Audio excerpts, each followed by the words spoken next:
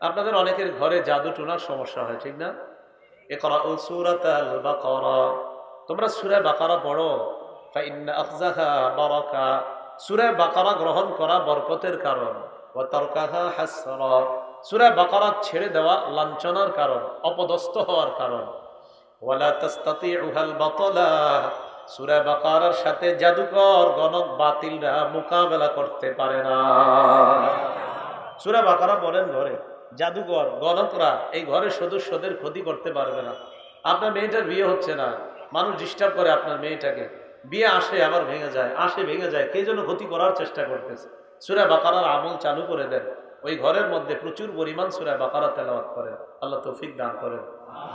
মুসলিম শরীফের 539 নম্বর হাদিসের বর্ণনা, قال رسول الله صلى الله عليه وسلم لا تجعلوا بيوتكم مقابر, তোমরা ঘরগুলাকে কবরস্থান বানাও না। ঘরে মাঝে মাঝে সুন্নত পড়বেন, নফল পড়বেন, জিকির আজগার করবেন, মা বোনদেরকে ঘরে বেশি আমল চালাইতে বলবেন। ইন্না শাইতানা ইয়ানফিরু মিনাল বাইতিল্লাযী তুকরাউ ফীহি সূরাতুল বাকারা, নবীজি বলেন যেই ঘরের মধ্যে সূরা বাকারা তেলাওয়াত করা হয় ওই ঘর থেকে শয়তান পালিয়ে যায়। ছেলে মেয়ে ইদানিং নামাজ পড়ে না, হঠাৎ ঘরে কেমন জানি শয়তান ঢুকছে, আপনার মনে হচ্ছে ঘরে শয়তান ঢুকছে মনে হয়, কেন নামাজ পড়ছে না তারা? সূরা বাকারার আমলের মাধ্যমে ঘর থেকে শয়তান তাড়ান। আল্লাহ তৌফিক দান করেন। মুসলিম শরীফের 802 নম্বর হাদিসের বর্ণনা। আজকে আপনারা মাহফিলের পরে যারা বাসায় যাবেন, যাওয়ার আগে আজকে আপনারা আমার সাথে অন্তত এই ছোট্ট ওয়াদাটা করেন, কোরআনের নিম্নে 3টা আয়াত পড়বেন, তারপর বাসায় যাবেন। কয়টা আয়াত মাত্র? তো 3 আয়াত তো সবাই পারেন, পারেন না? আরে ইন্না আতাইনাকাল কাউসার পারেন না সবাই? তো 3 আয়াত তো সবাই পারেন, তাহলে কমপক্ষে কয়টা আয়াত পরে বাসায় ঢুকবেন? 3টা আয়াত করে। আচ্ছা, বাসায় ঢুকবেন, বাসার থেকে যে আসলেন, আসার সময় একটু মনে পড়ে গেছে 2টা আমল শিখিয়ে দিই, করবেন নি ইনশাআল্লাহ? প্রথম আমলটা আবু দাউদ শরীফের 5094 নম্বর হাদিস, দ্বিতীয় আমলটা আবু দাউদ শরীফের 5095 নম্বর হাদিস, পাশাপাশি হাদিস। আবু দাউদ শরীফের 5094 নম্বর হাদিসের মধ্যে আসছে, রসুল আকরাম সাল্লাল্লাহু আলাইহি সাল্লামের বিবি আম্মাজান উম্মু সালামা রাদিয়াল্লাহু তাআলা আনহা উনি বর্ণনা করেন, মা খরাজান নবিয়্যু সাল্লাল্লাহু আলাইহি ওয়াসাল্লাম মিন বাইতি কাত্তু ইল্লা রাফা'a তারফাহু ইলাস সামা।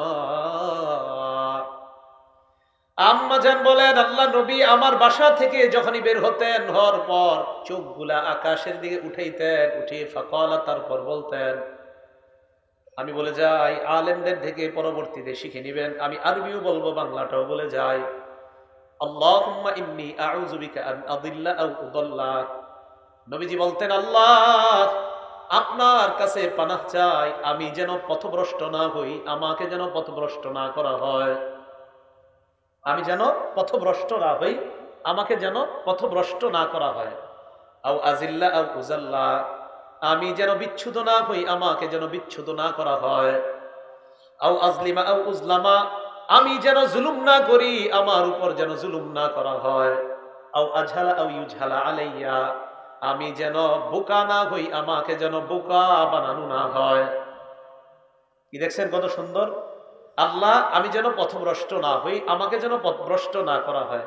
আল্লাহ আমি যেন বিচ্ছুত না হই, আমাকে যেন বিচ্ছুত না করা হয়।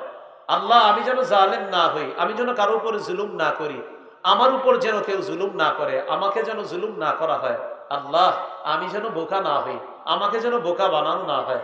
এই 4টি দোয়া রাসূল আকরাম সাল্লাল্লাহু আলাইহি সাল্লাম বাসা থেকে বের হয়ে করতেন। কারা কারা করবেন ইনশাআল্লাহ? বাংলাটা তো পারবেন ইনশাআল্লাহ, আরবিটা আলেমদের থেকে শিখে নেবেন ইনশাআল্লাহ। তাহলে বাংলাটা অন্তত একটু মনে রাখেন যে আকাশের দিকে তাকাবেন ঘর থেকে বের হয়ে। এটা মাহফিলে আসছেন শুধু এই সময় পড়বেন তা না, বাজারে যাবেন, মসজিদে যাবেন, মানে ঘর থেকে বের হয়ে আকাশের দিকে তাকাবেন, তাকিয়ে বলবেন, আল্লাহ আপনার কাছে পানাহ চাই, আমি যেন পথভ্রষ্ট না হই, আমাকে যেন পথভ্রষ্ট না করা হয়, আমি যেন বিচ্ছুত না হই, আমাকে যেন বিচ্ছুত না করা হয়, আমি যেন জুলুম না করি, আমাকে যেন জুলুম না করা হয়, আমি যেন বোকা না হই, আমাকে যেন বোকা বানানো না হয়। ইনশাল্লাহ সমস্ত বিপদ আপদ থেকে, পথভ্রষ্টতা থেকে, লাঞ্ছিত হওয়া থেকে, পথভ্রষ্ট হওয়া থেকে আল্লাহ আপনাকে হেফাজত করবেন। এটা একটু কঠিন ছিল দোয়াটা। আবু দাউদ শরীফের 5095 নাম্বার যে দোয়াটা, এটা আবার সহজ, এটা সবাই পারবেন, একবার শিখিয়ে দিলে পারবেন ইনশাআল্লাহ।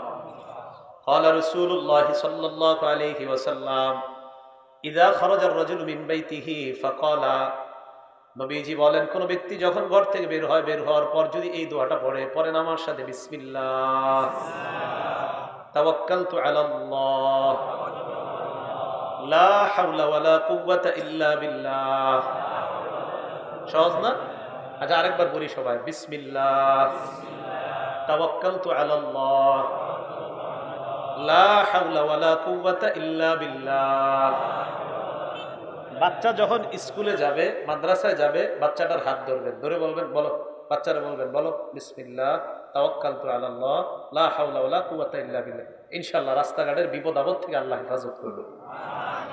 এই দোয়াটা যদি পড়ে বের হন, বাচ্চাকে যদি এই দোয়াটা পড়িয়ে বের করেন, তিনটা উপকার। বলেন কয়টা? তিনটা। নবীজি বলেন ইউকালু লাহু হুদিতা ওয়া কুফিতা ওয়া বুকিতা। এক নাম্বার, ওই ব্যক্তিকে বলা হয় হুদিতা, তুমি হেদায়েত প্রাপ্ত হয়ে গিয়েছো। দুই নাম্বার ওয়াকুফিতা, আল্লাহ তোমার জন্য যথেষ্ট। তিন নাম্বার ওয়াবুকিতা, সমস্ত বিপদ আপদ থেকে তোমাকে হেফাজত করার জন্য আল্লাহই যথেষ্ট। এখন আরেকটু ঘটনা ঘটে গেছে, যখন আপনি দোয়া পড়বেন, কি তানাহা আনহু শাইতান, শয়তান আপনার থেকে দূরে যায় আর কয় সর্বনাশ, এই ব্যক্তির কাছেও তোমরা যেও না। অন্য চেলাদেরকে কয় কেন? কয় হুদিয়া কুফিয়া বুকিয়া, এই ব্যক্তি পথপ্রাপ্ত হয়ে গিয়েছে, হেদায়েত প্রাপ্ত হয়ে গিয়েছে। কুফিয়া, আল্লাহ যথেষ্ট হয়ে গিয়েছে। বুকিয়া, বিপদ আপদ থেকে লোকটা নিরাপদ। কি পারবেন ইনশাআল্লাহ? তাহলে এটা বাসা থেকে আসলেন তো, বলছিলাম বাসায় যাওয়ার আগে কোরআনের কয়টা আয়াত পড়বেন? তিনটা। মুসলিম শরীফের 802 নম্বর হাদিসের বর্ণনা, قال رسول الله صلى الله عليه وسلم, নবীজি বলেন আইয়ুহিব্বু আহাদুকুম ইযা রাজা'a ইলা আহলিহি আইয়াজিদা ফীহি সালাসা খলিফাতিন ইযামিন সিমান। নবীজি বলেন তোমাদের কেউ যখন বাসায় যাও, বাসায় যাওয়ার পর বাসার মধ্যে গিয়ে তিনটা মোটা তাজা গর্ভবতী উটনির মালিক কারা কারা হতে চাও? ওই জামানায় গর্ভবতী উটনির মালিক হওয়া মানে অনেক টাকা পয়সা থাকতে হবে। তিনটা গর্ভবতী উটনির মোটা তাজার মালিক কারা কারা হতে চাও? কে কে পছন্দ করো? কুলনা নাম ইয়া রাসূলুল্লাহ, সবাই আমরা এটা চাই। নবীজি বললেন সালাসু আয়াত ইয়াকরাউ বিহিন্না আহাদুকুম খায়রুন লাহু মিন সালাসি খলিফাতিন ইযামিন সিমান। তোমাদেরকে কোরআনের তিনটা আয়াত পড়বে, এই তিনটা আয়াত তার জন্য তিনটা গর্ভবতী মোটা তাজা গর্ভবতী উটনির চাইতে আরো বেশি দামি হয়ে যায়। বিবির গিয়ে বলবেন গর্ভবতী মোটা তাজা তিনটা দামি উটনি বর্তমান যুগে কোটি টাকার মালিক হতে হবে, এই জাতীয় লাখ লাখ টাকার মালিক হতে হবে। এই মালিক হলে তিনটা গর্ভবতী মোটা তাজা উটনির মালিক হওয়া যায়। সেই মালিক আনার চাইতেও আরো বেশি দামি সম্পদ নিয়ে আমি আজকে ঘরে আসছি। কোরআনের তিনটা আয়াত, আল্লাহ আমল করার তৌফিক দান করেন। হাদিসের একটা কিতাব আছে, নাম সহিহ ইবনে খুজাইমা। এই কিতাবের 1142 নম্বর হাদিসের বর্ণনা, ক্বালা রাসূলুল্লাহ সাল্লাল্লাহু আলাইহি ওয়াসাল্লাম, নবীজি বলেন মান হাফাযা আলা হাউলাইস সালাওয়াতিল মাকতুবা, যে ব্যক্তি এই 5 ওয়াক্ত নামাজের প্রতি যত্নবান হয়, লাম ইয়াকুম মিনাল গাফিলিন, 5 ওয়াক্ত নামাজ যে ব্যক্তি আদায় করে সে গাফেলদের খাতায় আর থাকে না। এরপর আল্লাহ নবী বলেন ওয়ামান ক্বারাআ ফি লাইলাতিন মিআতা আয়া লাম ইউকতাব মিনাল গাফিলিন, কোন ব্যক্তি যদি এক রাতে 100 আয়াত তেলাওয়াত করে তার নামটা গাফেলদের খাতায় লেখা হয় না। ওয়ামান সাল্লা ফি লাইলাতিন মিআতা আয়া বিমিআতি আয়া, কোন ব্যক্তি যদি রাতের বেলা তাহাজ্জুদের নামাজে কোরআনের 100 আয়াত তেলাওয়াত করে তার জন্য দুইটা ফায়দা। এক নাম্বার লাম ইউকতাব মিনাল গাফিলিন, তার নামটা গাফেলদের খাতায় লেখা হয় না। দুই নাম্বার ওয়া কুতিবা মিনাল কানিতিন, তার নামটা খালেস অনুগত বান্দা, যারা এই অনুগত বান্দাদের খাতায় লিপিবদ্ধ করা হয়। রাতের বেলা তাহাজ্জুদের নামাজে যদি 100 আয়াত তেলাওয়াত করতে পারেন। এরপর নবীজি বলেন ওয়ামান সাল্লা ফি লাইলাতিন বিমিআতাই আয়া, কোন ব্যক্তি যদি রাতের বেলা তাহাজ্জুদে 200 আয়াত পড়ে, কুতিবা মিনাল কানিতিনাল মুখলিসিন, ওই ব্যক্তির নামটা ইখলাসওয়ালা, খালেস, ইখলাসওয়ালা, মুখলিস, একনিষ্ঠ আল্লাহর অনুগত বান্দাদের খাতায় তার নামটা লিপিবদ্ধ হয়ে যায়। এখন আপনারা যারা সাধারণ মানুষ আছেন, মনে মনে বলতেছেন, হুজুর আমরা তো আর 100-200 আয়াত পারি না, আমাদের জন্য কিছু একটা বলেন না। নবীজি সাল্লাল্লাহু আলাইহি সাল্লাম আপনাদের জন্য সহজে একটা আমল বলছে। সুবহানাল্লাহ। আবু দাউদ শরীফ হাদিস নাম্বার 1398 নাম্বার হাদিসের বর্ণনা। ক্বালা রাসূলুল্লাহ সাল্লাল্লাহু আলাইহি ওয়াসাল্লাম মান কামা বিআশরি আয়াত, আল্লাহ নবী বলেন তাহাজ্জুদের নামাজে যদি কেউ 10টা আয়াত তেলাওয়াত করে, লাম ইউক্তাব মিনাল গাফিলিন, তার নামটা গাফেলদের খাতায় লিপিবদ্ধ করা হয় না। তাহলে 10 আয়াত যদি পড়তে পারেন, আপনার নাম গাফেলদের খাতায় লিপিবদ্ধ করা হবে না। দেখেন সামনে যে মৌসুমটা আসতেছে আমাদের দেশে, এটা হলো শীতকাল, শুরু হয়ে গেছে মোটামুটি। তো কিছুদিন পরে রাত বড় হবে, 4টার দিকে, 4:30টার দিকে তাহাজ্জুদের সময় থাকে। আমি আপনাদের একটা আবদার করব, রাতের বেলা যদি পারেন সপ্তাহে একদিন অথবা মাসে একদিন যদি পারেন, ভাই পারলে তো নিয়মিত, না পারলে সপ্তাহে একদিন, মানে নিয়ত করেন, ওয়াদা না, ওয়াদা করলে তো আবার পুরা করতে হবে। নিয়ত করেন যে হুজুর সপ্তাহে একদিন অন্তত আমি মোবাইল ফেসবুক না চালিয়ে 10টার আগে ঘুমিয়ে যাব, 4টায় আমি তাহাজ্জুদের নামাজে দাঁড়িয়ে 10 আয়াত পারি 10 আয়াত, আলেম ওলামা হাফেজরা 100 আয়াত পারি 100 আয়াত, 200 আয়াত পারি 200 আয়াত, অন্তত সপ্তাহে একদিন নিয়ত করি যে ইনশাআল্লাহ হুজুর একদিন হলেও পড়ব। ইনশাআল্লাহ নিয়ত আছে তো ইনশাআল্লাহ। রাতের বেলা কেন পড়বেন দেখেন, রাতে নামাজে কোরআন পড়লে আল্লাহর সাথে আপনার আজীব একটা গোপন সম্পর্ক তৈরি হবে। যদি রাতে কোরআন তেলাওয়াত করেন, বিশ্বাস করেন, এটা হাদিস শোনামুনি। আচ্ছা, একটা কিতাব আছে, নাম হলো আল মুস্তাদরাক লিল হাকিম। এই কিতাবের 5966 নাম্বার হাদিস, 5966। এই কিতাবের মধ্যে আসছে রাসূল আকরাম সাল্লাল্লাহু আলাইহি সাল্লাম একদিন রাতের বেলা তার এক সাহাবার পাশ দিয়ে অতিক্রম করলেন। মাররা রাসূলুল্লাহ সাল্লাল্লাহু আলাইহি ওয়াসাল্লাম বিআবি মুসা আল আশআরি যাতা লাইলাতিন ওয়া আবু মুসা ইয়াকরা। নবীজি সাল্লাল্লাহু আলাইহি ওয়াসাল্লাম এক রাতে আবু মুসা রাদিয়াল্লাহু তাআলা আনহুর পাশ দিয়ে অতিক্রম করলেন। আবু মুসা তখন নামাজে কোরআন তেলাওয়াত করতেছিলেন। আল্লাহ নবীর সাথে আম্মা জান আয়েশা সিদ্দিকা রাদিয়াল্লাহু তাআলা আনহাও ছিলেন। ফাকামা, হাদিসের মধ্যে আসছে নবী এবং তার বিবি দাঁড়িয়ে যায়, পিছনে দাঁড়িয়ে গেছে, কিছু বলে না, চুপচাপ দাঁড়িয়ে গেছে। ওয়াস্তামাআ লিকিরাআতিহি, দেখেন ইস্তিমা শব্দের অর্থ মনোযোগ সহকারে কান পেতে নবীজি এবং তার বিবি আম্মাজান আয়েশা সিদ্দিকা রাদিয়াল্লাহু তাআলা আনহা দুজনে সাহাবার কোরআন তেলাওয়াত কান পেতে মনোযোগ সহকারে, সাহাবাকে না জানিয়ে আস্তে আস্তে তার কোরআন তেলাওয়াত শুনতেছে। তো তেলাওয়াত যখন শুনতেছিল, তেলাওয়াত শুইনা ফামাজয়া, চুপে চুপে চলে গেছে, বলে নাই।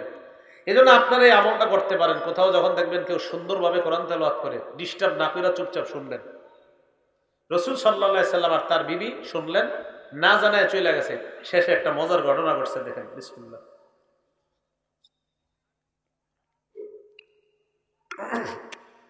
আল্লাহ, রাসূল আকরাম সাল্লাল্লাহু আলাইহি সাল্লামের সাহাবা আবু মুসা রাদিয়াল্লাহু তাআলা ফালাম্মা আসবাহ আবু মুসা, যখন সকাল হলো, আতান নবী সাল্লাল্লাহু আলাইহি ওয়াসাল্লাম, আল্লাহ নবীর কাছে আসলেন। নবীজির কাছে আসার পর আল্লাহ নবী বললেন, মাররতু বিকাল বারিহাতা আবু মুসা, রাতের বেলা আমি তোমার পাশ দিয়ে অতিক্রম করলাম। রাতের বেলা তোমার পাশ দিয়ে যাওয়ার সময় দেখলাম তুমি নামাজে কোরআন তেলাওয়াত করতেছিলা। আমার সাথে আয়েশা ছিল, ফাস্তামা'না লিকিরাআতিকা, আমরা দুজন দাঁড়িয়ে দাঁড়িয়ে তোমার কোরআন তেলাওয়াত মনোযোগ সহকারে শুনলাম।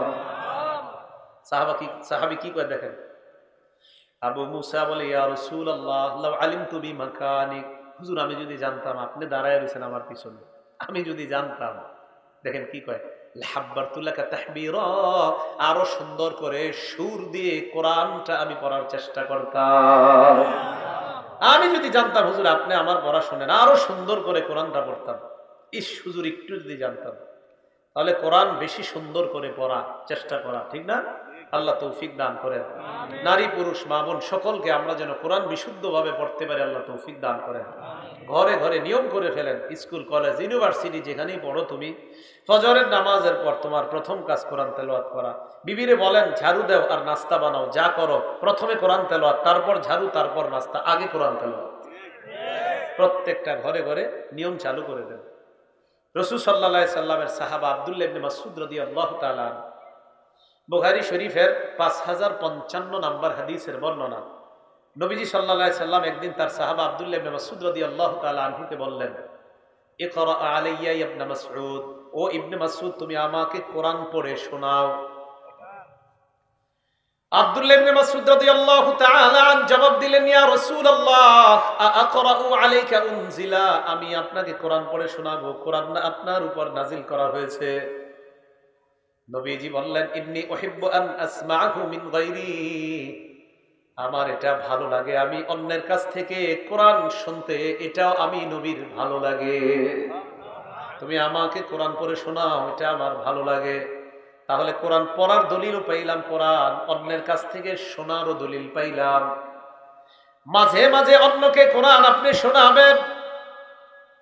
নবীজি সাল্লাল্লাহু আলাইহি ওয়াসাল্লাম তার সাহাবা উবাই ইবনে কাব রাদিয়াল্লাহু তাআলা আনহুকে ডাক দিয়ে বললেন, উবাই, সহিহ বুখারীর বর্ণনা 4960 নম্বর হাদিসের বর্ণনা।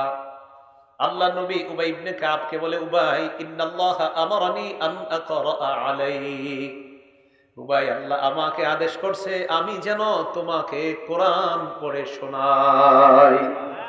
দেখেন এই জায়গায় কি হয়েছে, একটা ঘটনা ঘটছে এই জায়গায়, আমি যেন তোমাকে কোরআন পড়ে শোনাই উবাই, আল্লাহ আমাকে আদেশ করছে।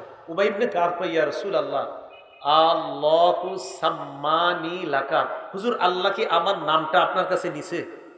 মানে আল্লাহ কি এরকম বলছে যে উবাইকে, এই উবাই আমার নামটাকে আল্লাহ নিজ কুদরতি ভাবে উচ্চারণ করছে ওনার মুখে, কুদরতি মুখে, যে উবাই?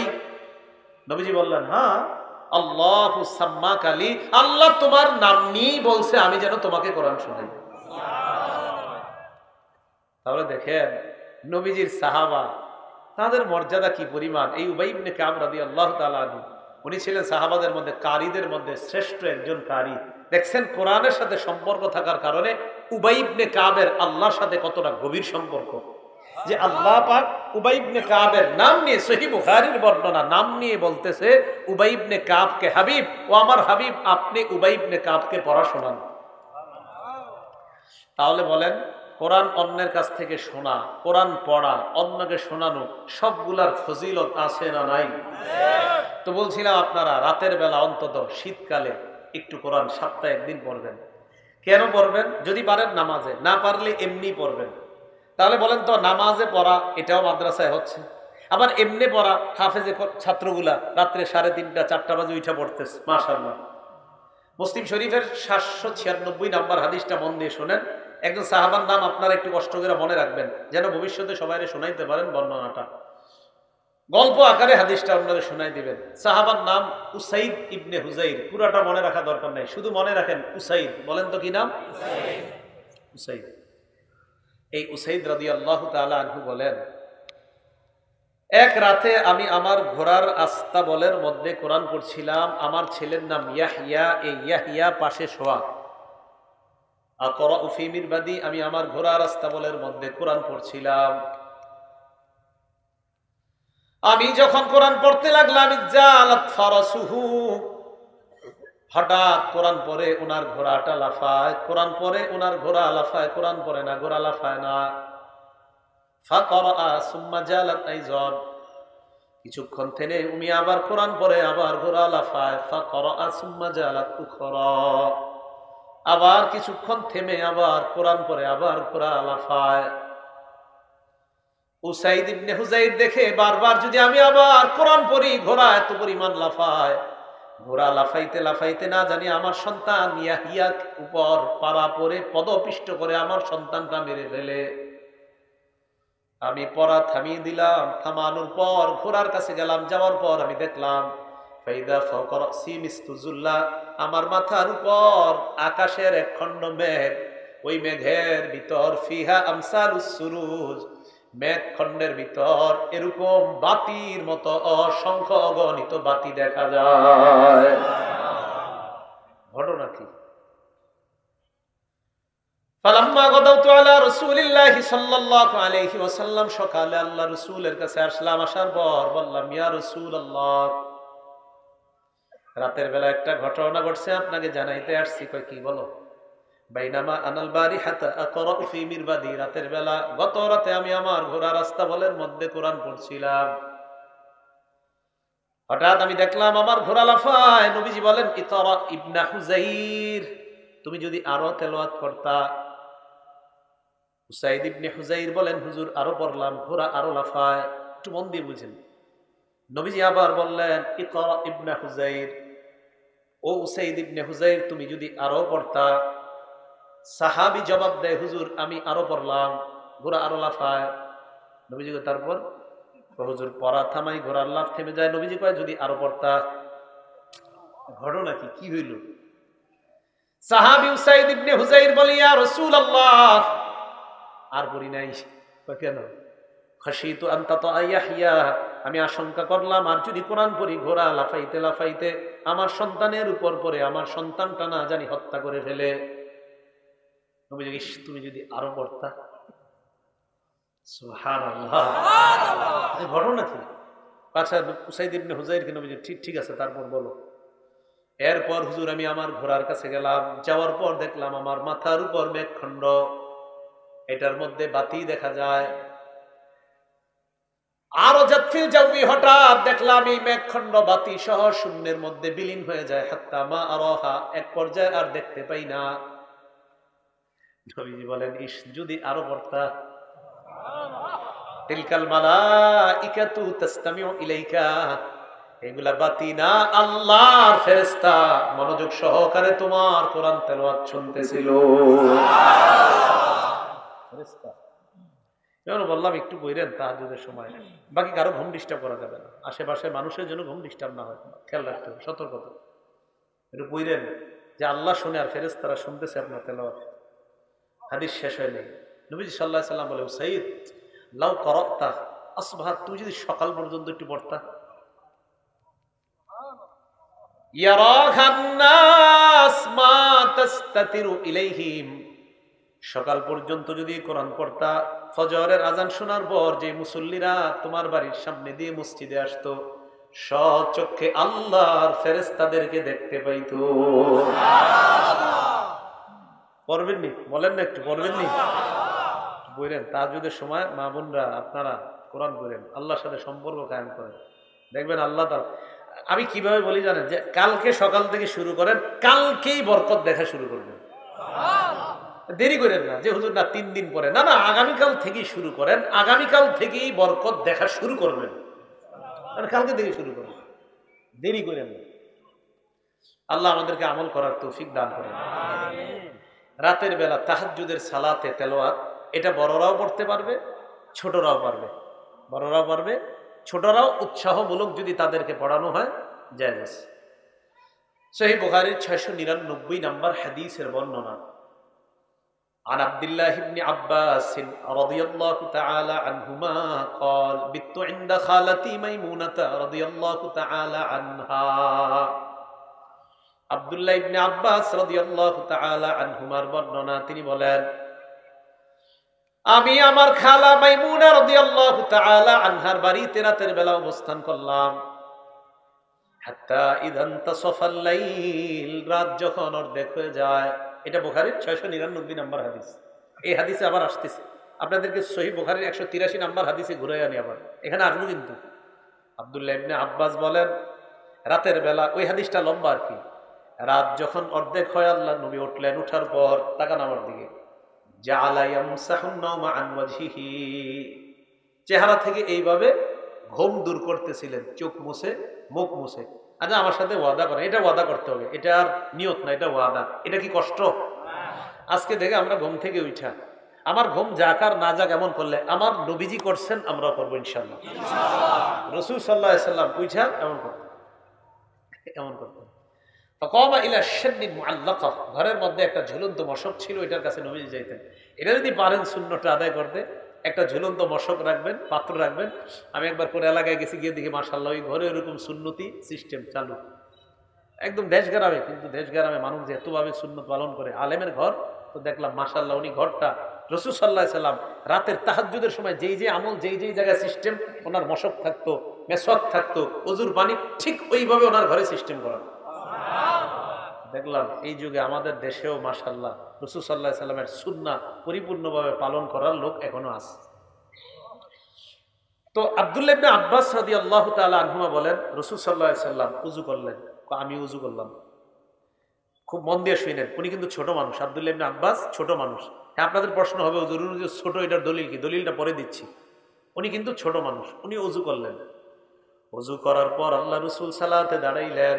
এবার আবার সহিহ বুখারীর 699 হাদিসে চলে আসে, ফাকুমতু আন ইয়াসারিহি, আমি নবীর বাম পাশে দাঁড়াইলাম। আখাযা বিরাসি, নবী আমার মাথা ধরলেন, ধরার পর আকাবানি আন ইয়ামিনিহি, নবী আমাকে তার ডান পাশে দাঁড় করাইলেন। এরপর আল্লাহ নবী দুই রাকাত সালাত আদায় করলেন। এইভাবে মোট 13 রাকাত তাহাজ্জুদের সালাত করলেন। 8 রাকাত তাহাজ্জুদ, 3 রাকাত বিতির, 2 রাকাত ফজরের সুন্নত। ঘটনা কিন্তু রমজানের বাহিরের ঘটনা।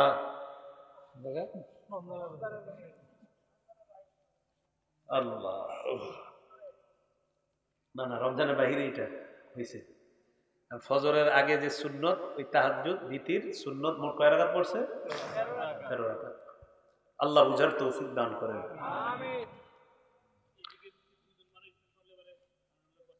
আচ্ছা ঠিক আছে, দেখতে দেন ঠিক আছে। তো রাসূল আকরাম সাল্লাল্লাহু আলাইহি সাল্লামের সাহাবী আব্দুল্লাহ ইবনে আব্বাস রাদিয়াল্লাহু তাআলা আনহুমা বলেন যে আমি রাসূল সাল্লাল্লাহু আলাইহি সাল্লামের ডান পাশে দাঁড়ালাম। নবীজি সাল্লাল্লাহু আলাইহি সাল্লাম দুই রাকাত সালাত আদায় করলেন, আমিও সালাত আদায় করলাম নবীজির সাথে। আমি ছোট্ট মানুষ ছিলাম। ওই রাতে নবীজি সাল্লাল্লাহু আলাইহি সাল্লাম আমার জন্য দোয়া করেছিলেন, আল্লাহুম্মা আল্লিমহুল কিতাব ওয়া ফাক্কিহু ফিদ্দীন। অন্য জায়গায় আছে আল্লাহুম্মা আল্লিমহুল কিতাব, আরেক জায়গায় আছে আল্লিমহুত তা'ওয়িল। আল্লাহ, আপনি এই ছেলেটাকে, এই আব্দুল্লাহ ইবনে আব্বাসকে কিতাব এবং দ্বীনের সহি বুঝ দান করেন। অন্য বর্ণনায় আছে আল্লাহ কোরআনের ব্যাখ্যা আপনি তাকে শিখাইয়া দেন। রাসূল সাল্লাল্লাহু আলাইহি সাল্লামের এই দোয়ার বরকতে আব্দুল্লাহ ইবনে আব্বাস রাদিয়াল্লাহু তাআলা আনহুমাকে আল্লাহ পুরা পৃথিবীর মুফাসসিরদের সম্রাট বানিয়ে দিয়েছে। এখন আসেন, হাদিস শেষ হয়নি। তো রাসূল সাল্লাল্লাহু আলাইহি সাল্লাম তাহাজ্জুদের তেলাওয়াত করলেন, উনিও তাহাজ্জুদ পড়লেন। এখন প্রশ্ন হলো, আব্দুল্লাহ ইবনে আব্বাস রাদিয়াল্লাহু তাআলা আনহুমার বয়স ছিল কত? মুসনাদে আহমদ হাদিস নাম্বার 3437 নাম্বার হাদিস। আব্দুল্লাহ ইবনে আব্বাস বলেন, আমি আল্লাহ রাসূলের সাথে যেই রাতে তাহাজ্জুদের সালাত আদায় করলাম, ওয়া আনা ইয়াউমা ইযিন ইবনু 10 সিনিন, আমার বয়স ছিল তখন 10 বছর। কয় বছর? এখন বলেন, হেফজখানার ছাত্ররা রাত 4টা 4:30টায় উঠে তাহাজ্জুদ যদি উস্তাদরা উৎসাহ দেয় তাদেরকে পড়ার জন্য, এটা কি ভালো না খারাপ? ভালো। আর ওই সময় যদি তারা আল্লাহর কাছে দোয়া করে তাহাজ্জুদের সময়, এটা কি ভালো শিক্ষা না খারাপ? এখন কথা হলো, ওই সময় দোয়া করতে হবে কেন? এখন দোয়া করলেও তো হয়, আল্লাহ তো সবসময় দোয়া কবুল করতে পারেন। হ্যাঁ, ওই সময় আল্লাহ স্পেশাল দোয়া কবুল করেন। দলিল বুখারী শরীফের 1145 নাম্বার হাদিসের বর্ণনা।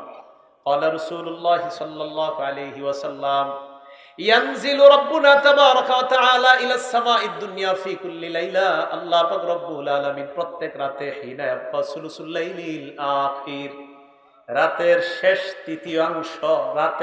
তৃতীয়াংশে আল্লাহ পাক প্রথম আসমানে প্রত্যেক রাতে আসে শুধু বান্দাদেরকে দেওয়ার জন্য।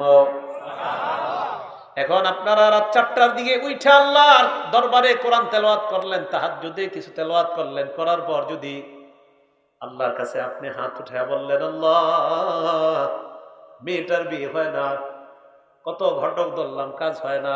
দেখেন কেউ কিন্তু দেখতেছেন আপনারে, আশেপাশে সব ঘুমাইতেছে, আর আপনি আল্লাহরে আল্লাহ এইভাবে বললেন, এইভাবে মান অভিমানে বললেন, আল্লাহ আমি আর আপনি ছাড়া তো কেউ নাই, সবাই তো ঘুমাইতেছে, আল্লাহ আমি তাহাজ্জুদে তেলাওয়াত করলাম মাবুদ তোমারে খুশি করার জন্য, আমার মেয়েটার বিয়ে হয় না, আল্লাহ আপনি চাইলে খুব দ্রুত এটার ব্যবস্থা হয়ে যাবে, আল্লাহ খুব দ্রুত ব্যবস্থা করে দেন। আরে আল্লাহ দোয়া কবুল করবে না তো কে করবে বলেন? তো আল্লাহ বলে, মাইয়াদউনি ফাস্তাজিব লা, কে আছো ডাকো আমাকে। প্রথম আসমানে এসে বলতেছে, আরে ডাকো আমি তোমার ডাকে সাড়া দিব, ডাকো আমি তোমার ডাকে সাড়া দিব। এরপর বলে, মাইয়াসআলুনি ফাউতিয়া, আমার কাছে চাও আমি তোমাকে দিব। এরপর বলে, ওয়া মান ইস্তাগফিরুনি, ক্ষমা চাও, ফাগফির লাহু, আমি তাকে ক্ষমা করে দিব। এটা আল্লাহ বলেন। দোয়া করার পর মনে রাখবেন আপনার দোয়া কবুল হওয়ার পদ্ধতি তিনটা। জোরে বলেন কয়টা? এক নাম্বার, ইম্মা আইয়ু আজ্জিলাল্লাহু লাহ, দুনিয়াতে নগদ আল্লাহ কবুল করবে দুনিয়াতে। দুই নাম্বার, আও আইয়াদখিরা লাহু ফিল আখিরা, কবুল না করে আখিরাতের জন্য আল্লাহ এটা জমা করে রাখবে, আখিরাতের জন্য জমা করে রাখবে। তিন নাম্বার, এই দোয়াটা কবুল না করে আগামী 2 দিনের মধ্যে একটা বিপদ আপনার জীবনে ঘটতো, ওই বিপদটা থেকে আল্লাহ আপনাকে হেফাজত করবে, কবুল করবেনই দোয়া আল্লাহ। তাহলে কি কথা বুঝে আসছে সবার? এই জন্য দোয়া খুব বেশি করা আল্লাহর কাছে, আল্লাহ তৌফিক দান করেন। তো বলছিলাম 1145 নাম্বার হাদিস, আল্লাহ আমাদেরকে ডাকে, আসো আমার কাছে দোয়া করো। তো রাতের বেলা তাহাজ্জুদের সালাত পড়ে আল্লাহর কাছে দোয়া করা এইভাবে। আরেকটা হাদিস মনে রাখবেন, সহিহ বুখারীর 413 নাম্বার হাদিস। ক্বালা রাসূলুল্লাহ সাল্লাল্লাহু আলাইহি ওয়াসাল্লাম, নবীজি বলেন, কোন বান্দা যখন নামাজের মধ্যে থাকে, ইউনাজি রব্বা, আল্লাহর সাথে চুপে চুপে নিভৃতে কথা বলতে থাকে, চুপে চুপে নিভৃতে কথা বলে। এই কথাটা মনে রাখবেন। এখন রাত 3টা 4টায় কিন্তু সবাই ঘুমায়, ওই টাইমে আল্লাহর সাথে কথাটা কিন্তু আপনার চমৎকার হবে। হ্যাঁ, ওই টাইমে নিভৃতে চুপে চুপে আলাপটা কিন্তু একটু খুব ভালোভাবে হবে। আমি ওনার সাথে একটু কথা বলবো, ভাই আপনার সাথে একটু কথা বলবো, এখন কেউ নাই, চলেন এখনই বলি। তো ঠিক আছে বলেন। আশেপাশে মানুষ ডিস্টার্ব করবে না, না ওই সময় 3টা 4টায় কেউ ডিস্টার্ব করবে না, আশেপাশে পুরো চুপচাপ, সব চুপ, আল্লাহ আমি আর আপনি একটু নিভৃতে কথা বলেন। হাদিসে রাসূল সাল্লাল্লাহু আলাইহি সাল্লাম, সহিহ বুখারী 413, সহিহ বুখারী 416, নবীজি বলেন, যখন নামাজে থাকো আল্লাহর সাথে চুপে চুপে নিভৃতে তোমার কথা চলতে থাকে। সুবহানাল্লাহ। তাহলে রাতের তাহাজ্জুদ আর রাতে তাহাজ্জুদে তেলাওয়াত করব তো ইনশাআল্লাহ। আল্লাহ তৌফিক দান করেন। আমিন। সহিহ বুখারীর 5030 নাম্বার হাদিস, এটা মজার হাদিস, শোনাবনি। নবীজি সাল্লাল্লাহু আলাইহি সাল্লামের কাছে এক মহিলা আসছে, আসার পর বলে, ইয়া রাসূলুল্লাহ ওয়াহাবতু লাকা নাফসি, আমি নিজেকে আপনার কাছে বিয়ের প্রস্তাব দিলাম। আম্মা জান আয়েশা সিদ্দিকা রাগ হয়ে যেতেন, মহিলারা এরকম এসে বললে, রাদিয়াল্লাহু তাআলা আনহা। এখন এক মহিলা এসে বললেন, আমি আপনার কাছে আমাকে বিয়ের প্রস্তাব দিলাম, আমি আপনাকে আমার কাছে, আমি নিজেকে আপনার কাছে হেবা করে দিলাম, দান করে দিলাম। তো নবীজি সাল্লাল্লাহু আলাইহি সাল্লামকে আল্লাহ 4টার অধিক বিয়ে করার বৈধতা আল্লাহ দিয়েছেন নবীজিকে সাল্লাল্লাহু আলাইহি সাল্লাম। তো নবীজি সাল্লাল্লাহু আলাইহি সাল্লাম তার কথা শুনে নিচের দিকে তাকিয়ে রইলেন। ওই জায়গায় এক সাহাবা ছিলেন, উনি ছিলেন, এক সাহাবী ছিলেন গরিব। আমি মাঝে মাঝে সাহাবা বলে ফেলতেছি, তো মনে রাখবেন, সাহাবা মানি অধিক সাহাবা, সাহাবী মানি একজন। তো অনেক সময় একজনের ক্ষেত্রে সাহাবা বলে ফেলতেছি বারবার, ঠিক হচ্ছে না কথাটা। একজন মানি সাহাবী, আর সাহাবা মানি বহু বছর, অনেক সাহাবা, বারবার ভুলটা হয়ে যাচ্ছে। তো নবীজির সাহাবী ওখানে একজন বসা, ওই সাহাবী দাঁড়িয়ে বললেন,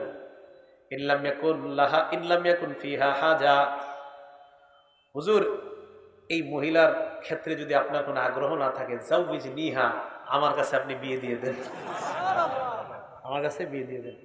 রাসূল আকরাম সাল্লাল্লাহু আলাইহি সাল্লাম বললেন, মোহরানা আছে তোমার কাছে? দেখেন সাহাবারা, আরে কেমন জীবন ছিল। ভাই, লা ওয়াল্লাহি ইয়া রাসূলুল্লাহ, আল্লাহর কসম হুজুর, মোহরানা দেওয়ার মতো কিচ্ছু নেই।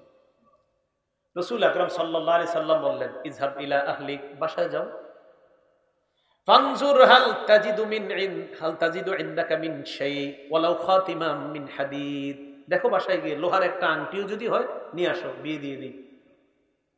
সাহাবী বাসায় গেলেন, যাওয়ার পর তালাশ করে এটাও পায় না। রাসূলের কাছে আসলেন, আসার পর বললেন, ইয়া রাসূলুল্লাহ, বাসায় গিয়েছি, আমি তালাশ করে কিছু পাই না হুজুর, আমার সম্পদ বলতে ইল্লা ইজারি হাদা,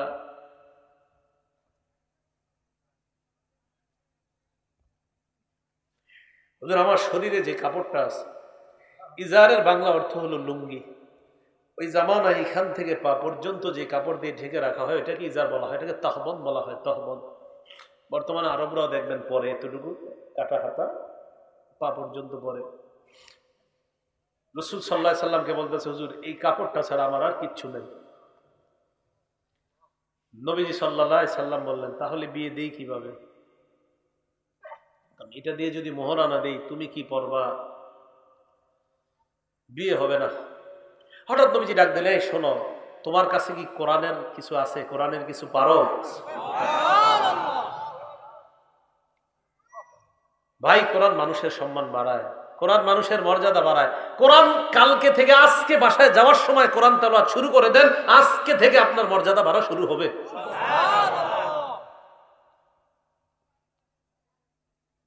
সাহাবী জবাব দিলেন, মাই সূরাতুন কাযা ওয়া কাযা, আমার কাছে কোরআনের ওই সূরাটা আছে, ওই সূরাটা আমার মুখস্থ। নবীজি বললেন, মাল্লাকতুকাহা বিমা মাআকা মিনাল কুরআন, শুধু কোরআনের কয়েকটা সূরা মুখস্থ থাকার কারণে, এই কারণে আমি তোমার সাথে এই মেয়েটাকে বিয়ে দিয়ে দিলাম। কি কোরআন পারলে বিয়েরও ব্যবস্থা হয়ে যায়। সুবহানাল্লাহ। আল্লাহ আমাদের সকলকে বিশুদ্ধ উচ্চারণে আমরা যেন কোরআনের সাথে মহব্বত জুড়তে পারি, আর বিশুদ্ধ উচ্চারণে সবাই যেন আমরা কোরআন শিখতে পারি, আল্লাহ তৌফিক দান করেন। প্রথম আবদার আপনাদের কাছে বিশুদ্ধ উচ্চারণে কোরআন শিক্ষা, সবার কাছে আবদার। এরপরের আবদার হলো একটা সন্তানকে হাফেজে কোরআন বানান, একটা মেয়েকে হাফেজা বানান, এটা দ্বিতীয় আবদার। কিন্তু প্রথম আবদার, কলেজে পড়ান, স্কুলে পড়ান, ভার্সিটিতে পড়ান, যেখানে পড়ান, আপনার সন্তান যেন বুক ফুলিয়ে গর্ব করে বলতে পারে, আমি একজন মুসলিম হিসাবে আমি বিশুদ্ধ উচ্চারণে কোরআন পড়তে পারি, এটা আমার প্রথম পরিচয়, এটা আমার প্রথম পরিচয়। তো রাসূল আকরাম সাল্লাল্লাহু আলাইহি সাল্লামের যুগে দেখেন, উহুদের যুদ্ধে 70 জন সাহাবা শহীদ হয়েছে। তো 2 সাহাবা একটা কাফনের কাপড়ের মধ্যে পেঁচায় নবীজি সাল্লাল্লাহু আলাইহি সাল্লাম কবর দিবে। কেন?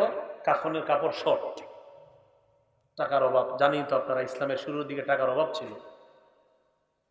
নবীজি সাল্লাল্লাহু আলাইহি সাল্লাম 2 শহীদকে এক কাপড়ের মধ্যে রাখার পর চিন্তা করলেন, কবরে যে রাখবো, 2 জনকে এক কবরে রাখবো, প্রাধান্য কারে দেব? 2 জন তোই শহীদ, দুজনেই তো শহীদ, একজনকে তো প্রাধান্য দিতে হবে 2 জনের মধ্যে।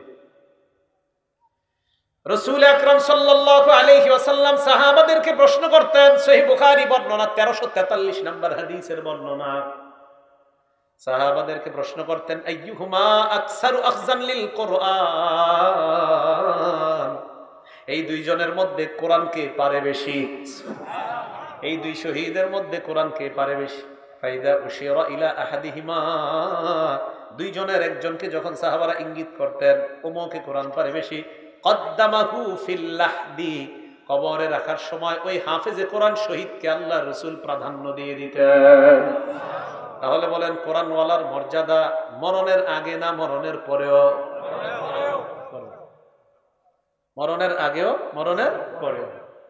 কোরআনওয়ালাকে সম্মান করা মানে আল্লাহকে সম্মান করা। কোরআনওয়ালাকে সম্মান করা মানে আল্লাহকে সম্মান করা। আবু দাউদ শরীফ হাদিস নাম্বার 4843 নম্বর হাদিসের বর্ণনা। ক্বালা রাসূলুল্লাহ সাল্লাল্লাহু আলাইহি ওয়াসাল্লাম, ইন্না মিন ইজলালিল্লাহ ইকরামা যিশ শাইবাতিল মুসলিম ওয়া হামিলিল কুরআন ওয়া ইকরামা যিস সুলতানিল মুকসিত। সাদা দাড়িওয়ালা বৃদ্ধ মানুষকে সম্মান করা মানে আল্লাহকে সম্মান করা। 2 নম্বর, কোরআনওয়ালাকে সম্মান করা মানে আল্লাহকে সম্মান করা। 3 নম্বর, ন্যায়পরায়ণ শাসককে সম্মান করা মানে আল্লাহকে সম্মান করা। 3 ব্যক্তিকে সম্মান করা মানে আল্লাহকে সম্মান করা। 1 নম্বর, সাদা দাড়িওয়ালাকে সম্মান করা মানে আল্লাহকে সম্মান করা। 2 নম্বর, হাফেজে কোরআনকে সম্মান করা মানে আল্লাহকে সম্মান করা। 3 নম্বর, ন্যায়পরায়ণ শাসককে সম্মান করা মানে আল্লাহকে সম্মান করা।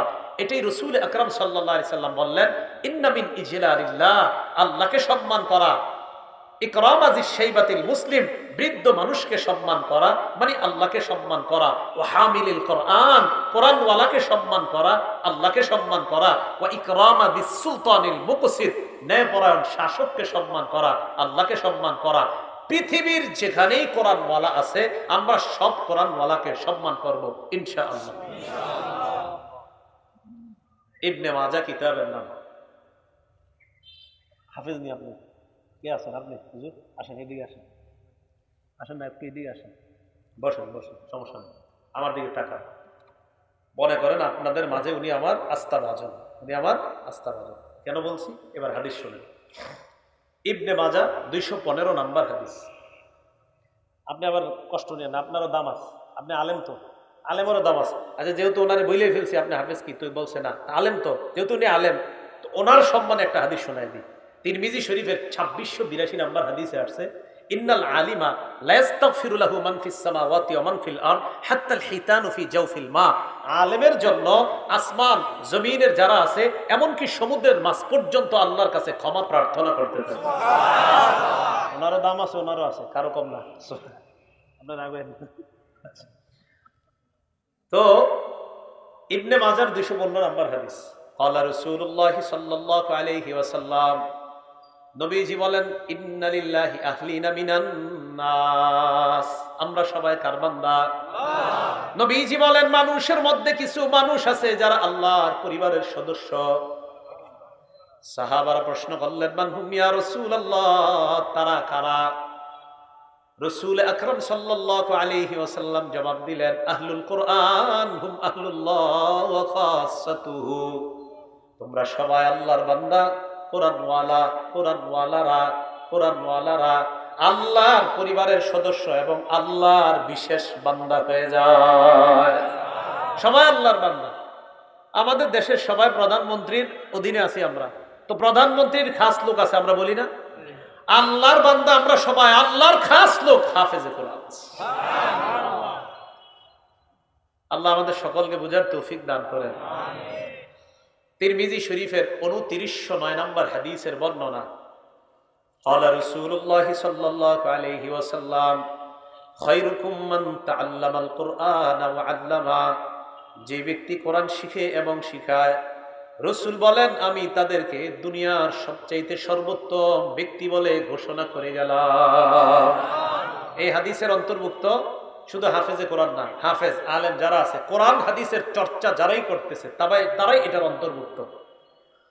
তিরমিজি শরীফের 2910 নম্বর হাদিসের বর্ণনা, ক্বালা রাসূলুল্লাহ সাল্লাল্লাহু আলাইহি ওয়াসাল্লাম, মান ক্বারা হারফাম মিন কিতাবিল্লাহ ফালাহু বিহি হাসানা ওয়াল হাসানাতু বিআশরি আমসালিহা। নবীজি বলেন, কোরআনের একটা আমলনামায় 10টা নেকি লিপিবদ্ধ করা হয়। নবীজি বলেন, লা আকুলু আলিফ লাম মিম হারফুন, আমি বলছি না আলিফ লাম মিম পুরাটা একটা অক্ষর, ওয়ালাকিন আলিফুন হারফুন, আলিফ একটা অক্ষর, ওয়া লামুন হারফুন, লাম একটা অক্ষর, ওয়া মিমুন হারফুন, মিম একটা অক্ষর। আলিফ লাম মিম যখন আমরা পড়ি, উস্তাদ পড়ায় পড়ো আলিফ লাম মিম, ছাত্ররাও পড়ে আলিফ লাম মিম, উস্তাদ আবার পড়ায় আলিফ লাম মিম, ছাত্ররা আবার পড়ে আলিফ লাম মিম, উস্তাদ 10 বার পড়ায়, ছাত্ররাও 10 বার পড়ে। গুণ করেন, অঙ্ক করেন, এই যে উস্তাদ 10 বার পড়ায়, ছাত্ররা 10 বার পড়ে, প্রত্যেকের আমলনামায় 300টা সওয়াব লিপিবদ্ধ হয়ে গেছে। 300 না, 3টায় 30, তাহলে আপনার 10 বার হইলে 300 তো হচ্ছে, 300টা সওয়াব হয়ে যাচ্ছে। তাহলে এই যে বক্তব্যে যে হুজুরা পড়াইতেছে আলিফ, ছাত্রও কয় আলিফ, বা বাচ্চাও কয় বা, এই যে দেখেন 24টা ঘন্টা সাকিনা আসমান থেকে নাজিল হইতেছে। ও সাকিনা যে নাজিল হয় এটার দলিল আছে একটা, মুসলিম শরীফের 2699 নম্বর হাদিস, ক্বালা রাসূলুল্লাহ সাল্লাল্লাহু আলাইহি ওয়াসাল্লাম, মাজতামা কওমুন ফি বাইতিন মিন বুয়ুতিল্লাহ, আল্লাহর কোন ঘরে বান্দারা যখন একত্রিত হয়ে যায়, ইয়াতলুনা কিতাবাল্লাহ, উদ্দেশ্য 1 নাম্বার আল্লাহর কোরআন তেলাওয়াত করবে, 2 নাম্বার ওয়ায়াতাদারাসুনাহু বাইনাহুম, আপসে কোরআন শিখবে শিখাবে, ইল্লা নাযালাত আলাইহিমুস সাকিনা, তাদের উপর আসমান থেকে প্রশান্তি সাকিনা অবতীর্ণ হয়, ওয়া গাশিয়াতহুমুর রাহমা, রহমত তাদেরকে ঢেকে নেয়, ওয়া হাফাতহুমুল মালাইকা, আল্লাহর ফেরেশতারা তাদেরকে বেষ্টন করে নেয়। এই জন্য ঈর্ষা করবেন 2 ব্যক্তিকে। 1 নাম্বার, যাদের সন্তান হাফেজ, আপনি ঈর্ষা করবেন, আহারে আমার ছেলে হাফেজ হয় না কেন। যার সন্তানের কোরআন পড়া শুদ্ধ, আপনি ঈর্ষা করবেন, আমার ছেলের কোরআন পড়া শুদ্ধ না কেন। যেই মুসল্লির আলহামদুলিল্লাহ সূরা পড়া শুদ্ধ, আপনি ঈর্ষা করবেন যে আমারটা শুদ্ধ হবে না কেন। মুসলিম শরীফের 815 নম্বর হাদিসে আসছে, রাসূল আকরাম সাল্লাল্লাহু আলাইহি সাল্লাম বলেন, লা হাসাদা ইল্লা ফিসনাতাইন, 2 ব্যক্তিকে ঈর্ষা করা বৈধ আছে। 1 নাম্বার, রাজুলুন আতাহুল্লাহুল কোরআন, যাকে আল্লাহ কোরআন দান করেছেন, এই ব্যক্তিকে ঈর্ষা করা জায়েজ আছে।